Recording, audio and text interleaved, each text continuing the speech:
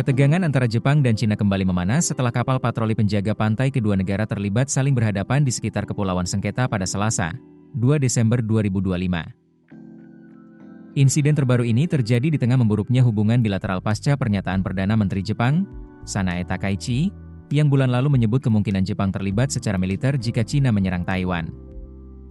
Penjaga pantai Jepang menyatakan bahwa dua kapal penjaga pantai Cina memasuki perairan teritorial Jepang di sekitar Kepulauan Senkaku pada dini hari, dan berada di wilayah tersebut selama beberapa jam sebelum akhirnya meninggalkan area.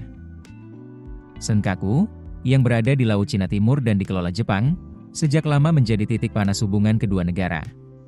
Cina menyebut wilayah itu sebagai Kepulauan Diaoyu.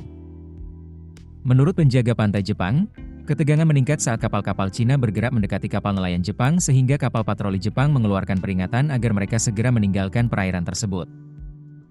Aktivitas kapal penjaga pantai Cina yang berlayar di dalam perairan teritorial Jepang di sekitar Kepulauan Senkaku sambil mengajukan klaim sepihak pada dasarnya melanggar hukum internasional, demikian pernyataan penjaga pantai Jepang. Mereka menambahkan bahwa dua kapal Cina tersebut, bersama kapal lain, masih berada di area sekitar kepulauan tersebut. Di sisi lain, pemerintah Cina memberikan penjelasan berbeda. Juru bicara penjaga pantai Cina, Liu Dejun, menuduh kapal nelayan Jepang memasuki wilayah teritorial Cina secara ilegal. Ia menyebut, kapal penjaga pantai Cina melakukan tindakan sesuai prosedur untuk mengusir kapal tersebut. Liu menegaskan bahwa pihaknya akan mempertahankan operasinya di wilayah laut tersebut. Insiden ini menambah daftar ketegangan yang meningkat sejak 16 November lalu, sekitar 1 minggu setelah komentar Perdana Menteri Takaichi soal kemungkinan keterlibatan militer Jepang jika Beijing menyerang Taiwan.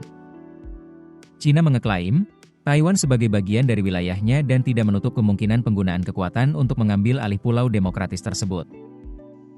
Sebagai respons diplomatik terhadap situasi yang memanas, pemerintah Cina telah mengimbau warganya agar menghindari perjalanan ke Jepang. Sejumlah kegiatan budaya juga terdampak, termasuk pembatalan penampilan penyanyi Jepang di Shanghai pada Jumat lalu. Selain melarang impor makanan laut dari Jepang, Beijing sejauh ini masih menahan diri untuk tidak menjatuhkan sanksi ekonomi yang lebih besar, seperti membatasi ekspor logam tanah jarang, komoditas yang sangat penting untuk industri teknologi global. Keputusan bisnis terbaik datang dari data, bukan tebakan. Mudah berlangganan Business Insight dengan subscribe with Google.